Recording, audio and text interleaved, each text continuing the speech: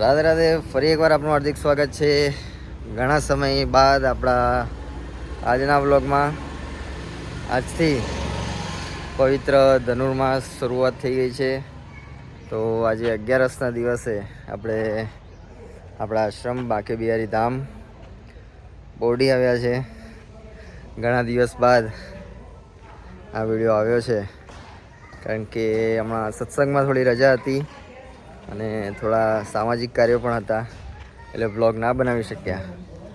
અને ઠાકોરજીના અને બિહારીજીના દર્શન આપણે ના થઈ શક્યા. પણ આજે જરૂરથી ધનુર્માસના દિવસે 11ના દિવસે ઠાકોરજીના દર્શન.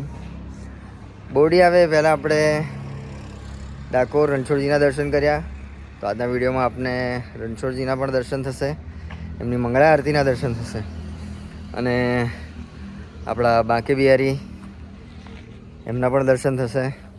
તો આવો સૌ ભેગા મળીને દર્શન કરીએ ઠાકોરજીના, ડાકોરના ઠાકોરના દર્શન કરીએ, ગૌ માતાના દર્શન કરીએ. અને મારી પાછળ આપ જોઈ શકો છો આપણી ધર્મની ધજા, એના પણ વિશેષ સરસ એવા દર્શન કરીએ.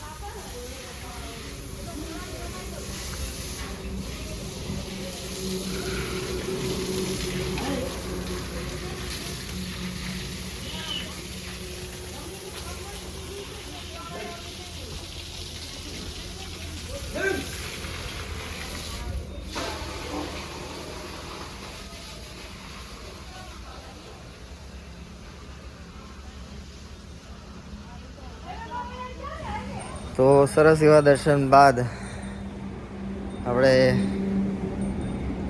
ગૌ માતાના અદ્ભુત દર્શન કર્યા. આપણા કાળુ કાકા જે આપણા જે ગૌપાલક છે એ ખૂબ જ સરસ એ ગૌ માતાની સેવા કરી રહ્યા છે. એમને ચોખ્ખાઈમાં રાખવાની પૂરેપૂરી કોશિશ કરી રહ્યા છે. અને અત્યારે આપણે બિહારીજીની આરતી કરીને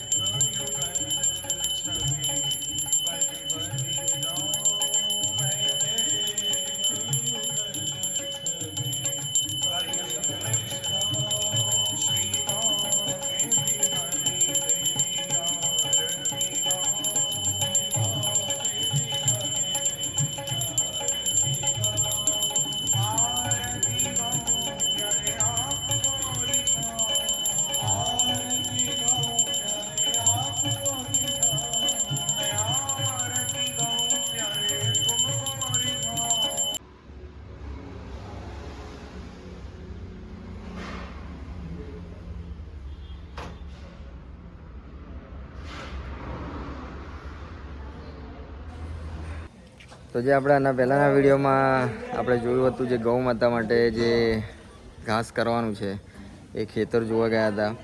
એ ખેતરનું કામ ચાલી રહ્યું છે. તો અત્યારે એ ખેતરમાં ગૌ માતા માટે પાણી વારવાનું કામ ચાલી રહ્યું છે. આપણા સેવકો ખેતરમાં પાણી આપી રહ્યા છે. તો આવો વિડીયોમાં આપણે એ પણ નિહાળીએ.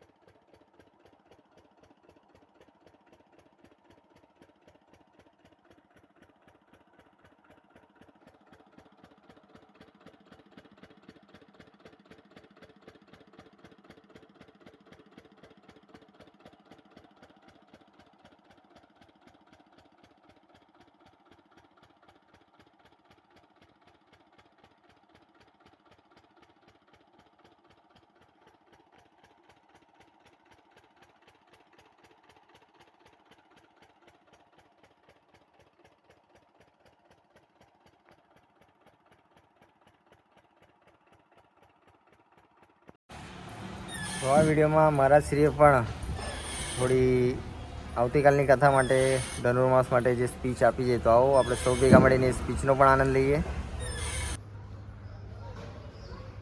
રાધે રાધે ભક્તજનો, આપ સૌને વ્રત સેવા પરિવારના બાકે બિહારી ધામથી, સંકલ્પ ભૂમિ રાધેશ્યામ ગૌશાળા એવં બાકે બિહારી ધામથી સૌને જય શ્રી કૃષ્ણ, રાધે રાધે.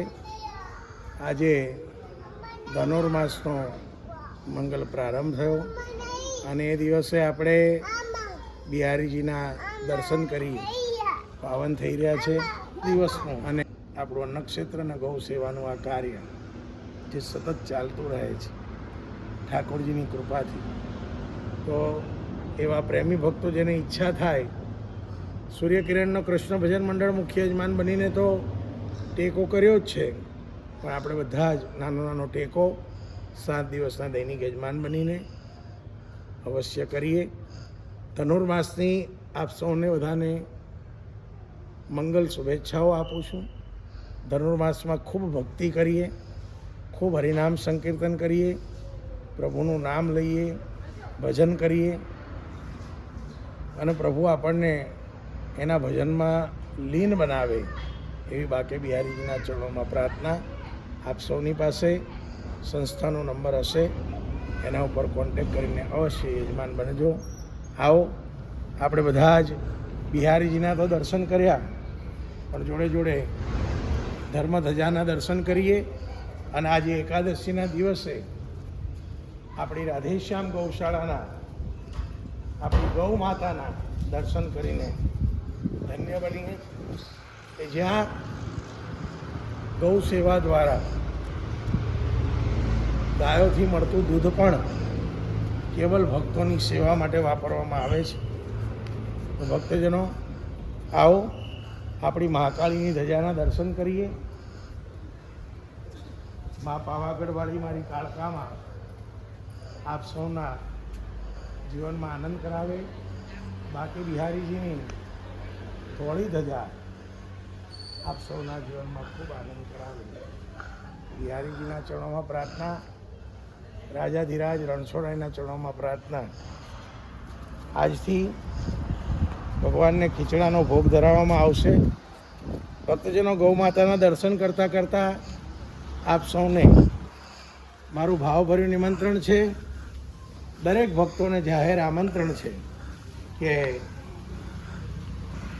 ખીચડાની ઉજાણીમાં અવશ્ય પધારજો.